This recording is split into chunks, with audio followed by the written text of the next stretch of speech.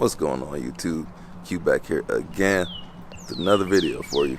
Today's video, I'm about to explain to you all the truth about owning these entry-level luxury cars. So I have the honor and the pleasure to own two entry-level luxury cars.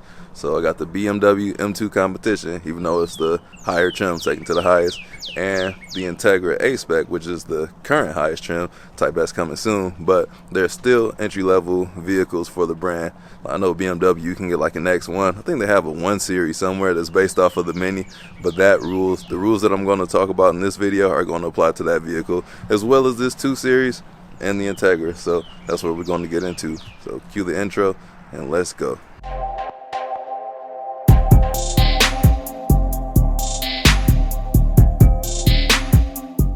In race car friends fashion, we got my Integra and the M2 Competition. Shout out to the men of culture. Got Blueprint 1LE and 100 Gang Nate as well. Back to the race car friends view. So we got the 2023 Acura Integra A-Spec 6-speed manual. We got the 2021 BMW M2 Competition. This is more of a sports car than a luxury sedan, and this is more of a luxury sports sedan. So this car focuses more on luxury. This car definitely more on sport. This car is definitely more luxurious than the BMW, but daily driver, fun car. This car is fun as well, but into the video. Got a lot of snow the other day, but here's the M2. Both got the same tint, 35% on the rears, 55% on the windshield. The Integra, same exact thing. Got Alpine white. We got carbon metallic red interior on the Integra, and we just got black with the blue stitching in here, a few blue accents on the M2. Before I get to my two cars, I'm about to talk about another brand that falls in the same trap with the entry-level luxury cars, and that brand is Cadillac. So back in the day, let's go to like 2010 or 2008 to be exact, where the CTS came out. That car was there, basically a mixture of these two, but it kind of didn't do luxury really well. It was more so sports. And fast forward to like 2013, we got the ATS.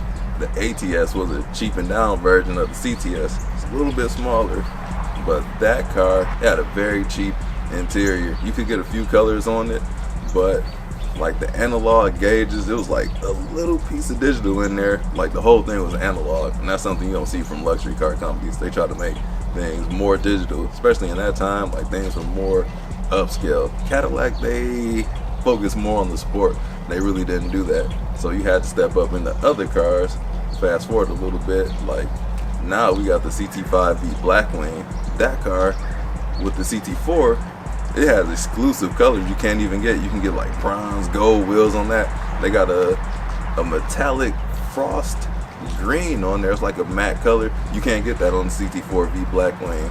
And then with the top dogs at Cadillac, or formerly the CT6, you can get Super Cruise, and that's basically their GM's version of Tesla's autopilot. Ford's Blue Cruise, Cadillac has Super Cruise. So that's when the vehicle drives itself. And I made a video on this car driving itself, but those levels of autonomy are beyond what this can do. It drives itself hands-free. In order to get those features, you got to step up to the CT6 or the Escalade, which is the top dog. So that's the thing about the entry-level luxury cars.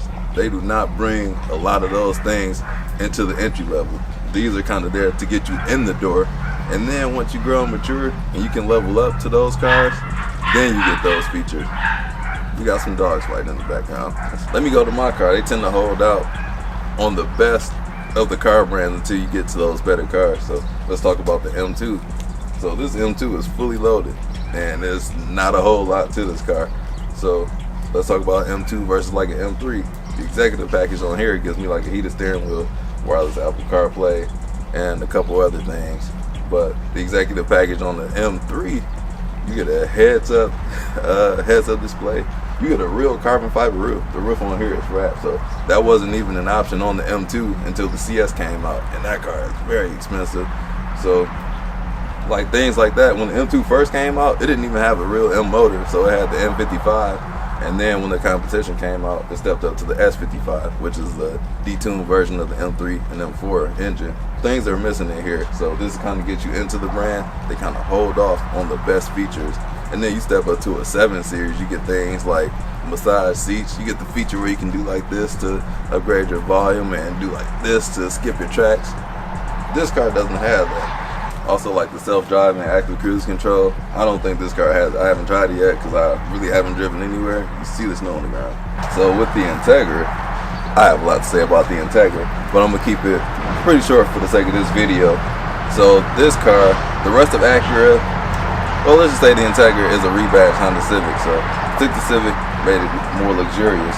Then you step up to something like an Acura TL, and this car, we were all thought the base model was going to get the 2-liter turbo. They're going to say that for the Type S, and then we thought that would have all-wheel drive. Most likely going to be front-wheel drive. But this car versus the TL gets the V6, it gets the turbocharged V6. You got 355 horsepower, and you can get the super handling all-wheel drive on that. And that is not on the Integra at all. And then, like I did the review on the MDX, like fully loaded out. That thing does so much. It has the air suspension on it. It can the climate controls. Like this car, the heated seats on here are like fire. So on there, it automatically reduces itself to once the automatic climate is reached, it'll turn the heated seats down too. And it comes with cool seats on those. Not even an option on here. You can't get a heated steering wheel that I always complain about. It's not on here. Pretty sure that's standard on the rest of the Acura lineup. It's just things that are missing from the real Acuras and like the real BMWs of this. So this is just to get your foot in the door. Once you mature as a customer, you step up to a TL. Doesn't have the manual transmission. That's why I'm not there. So another brand that does this is another German competitor. Actually, it slots in as a competitor of these two. You got Audi. So they have the A series. So A3, S3, RS3. So that car is actually a direct competitor to this Integra. 2 Series, it's kind of, it can be, but the 2 Series is a step above in my opinion. Like you would have to go to like an A4 to get to what the 2 Series, A5, which is really a 3 Series competitor, but this car is more alongside with those. But back with the Audis, so Bash engineering again. Like I said, this is part of the Civic Si, same platform with Volkswagen and Audi. So Volkswagen owns Audi. So you got the Golf, which is the GTI, which is the Golf R, which shares a platform, the MQB platform, which we have on the A3. So at the A3, S3, RS3, same car. So with Audi on the entry level car, the A3, at one point it was front wheel drive. So Audi's known for a 4-wheel drive Quattro. And on the A3 it was front wheel drive. On the base model, all-wheel drive is probably standard now, but the all-wheel drives are different. So Audi has Quattro, and they'll coin the term Quattro on the A3 and S3 and RS3, but it's a different system. Like the real Audis, they have the Quattro on like the S3, RS3, and I guess the A3 now. They have Haldex, which is front wheel drive based all-wheel drive. Still a good system, but Quattro does a whole lot more. It's more in line with Subaru. Those two are like the best all-wheel drive systems on the market, where they can send all the torque to any of the wheels. Well, not sure if it's 100%, but they can send power to all the wheels individually, and they just drive. I know Subaru's like 50-50. Audi, their cars are different. I can't remember off the top of my head, but as far as that goes, like you get the same powertrain. The S3 and the Golf R have the same powertrain. This until you step into the RS3, where you get the inline 5. So these cars, they get you into the brand, and they kind of water it down, kind of weak sauce if you want to say that. But there's a reason why they do that, and they just don't want to offer you the best. You gotta pay the big bucks to get the big features that these cars are made for. Like Audi, if you want the Quattro and you want the better engines, you gotta step up to an RS5 as opposed to like an RS3. Even though that RS3 is probably a better car than an RS5, it's smaller and it has that engine is exclusive to that car. The RS5 are, I don't know, turbocharged 6-cylinder. So I don't think there's too many brands that don't do this. Lexus might be an outlier, but they still have the ES. I know they have the IS, and they used to have the GS and the LS, but the ES is like a clone of the Camry. And they will hold out on some features, like the LS, the big body. Like all the big bodies, they have different features that you can't get on like the mid-size, like the GS or the BMW 7 Series or the Audi 6/7. And Mercedes, they have the CLA. That's their entry-level Mercedes. And at one point, all three of the Germans, Mercedes, Audi, BMW, they were touting like, oh, we got a car that starts under 30K. And that was the CLA. And for Audi, it was the A3. And for BMW, I don't know if BMW reached that cheap. Could have been, I can't remember, but that was a few years ago. So they all do it. They get you into the brand. And once it's time for you to upgrade, then you get the real stuff. Like this car, the interior, you can only get these black seats with the orange or blue. And in the newer M3 and M4, you can get all kinds of wild seats in there, like carbon fiber backs on the seats and all that kind of stuff.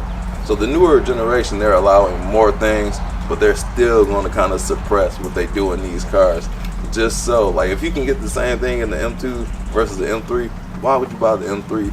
They make the M3 more desirable. Same thing they did, you can kind of compare the Integra to the Civic Si. They suppressed, or they took away from the Si in this instance, and they gave to the Integra. So, got the adjustable dampers here, the LSD, and they took that away from the Civic to kind of make it a better business case for you to get this. And then the TLX and this is kind of like way different cars from the same brand. So that's kind of it, man. On these entry-level cars, they kind of water them down. They say the better powertrains for the bigger cars. But in these cars' defense, I will say the entry-level cars, at least these two, are some of the more fun to drive in their brands. Like the M2 is definitely one of the more fun BMWs. I think it's the most fun to drive. And the Integra, it's way lighter than the TLX, so I think this car would be the more fun to drive, because all-wheel drive system that Acura has adds 300 pounds. This car is like 3,000, almost 3,100 pounds, so it's the more tossable car, you can say. But it would be great if we could have got a more powerful engine. Well, we will get that powerful engine, and it will be interesting to see how they price out the Integra Type S, because the TLX Type S starts at like 55,000. You got the Civic Type R is at 45,000. This car would have to be below that 55K, but the way prices are going out, this might be like right next to the TLX. It'll probably be like 51, 52, I'm guessing. Not to say that there's anything wrong with these cars. Some people don't want all the features that they come within the other cars, like the 7 Series, like massaging the seats, things of that nature. Like I know Cadillac has like nighttime vision in the Escalade. Do you want that? I don't really care for it, but it's offered as an option. Super Cruise, I don't know. And they're not going to put it in the car this cheap. Not yet, though. They put it in their flagships, and then it tends to trickle down. Mercedes does it all the time with the S-Class. It'll have like groundbreaking features, and then it'll trickle down to the E-Class and the C-Class.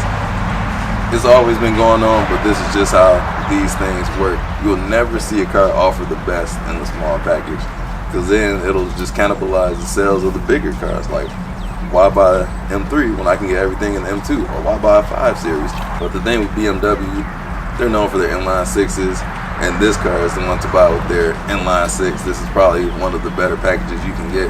Their V8s haven't been the best. I'm thinking about the E60 M5. That thing was a nightmare. So I'm going to leave you all with that. Thanks for checking out this video. Hope you enjoyed it. Let me know what you think about these entry-level luxury cars. Like, are they just garbage and not worth buying, or should you step up to the mid-size? Snow falling out the trees, snow falling everywhere. So let me know your thoughts in the comments down below. I'm going to end it at that. Check out the channel, and I'll catch you all in the next video. Peace out.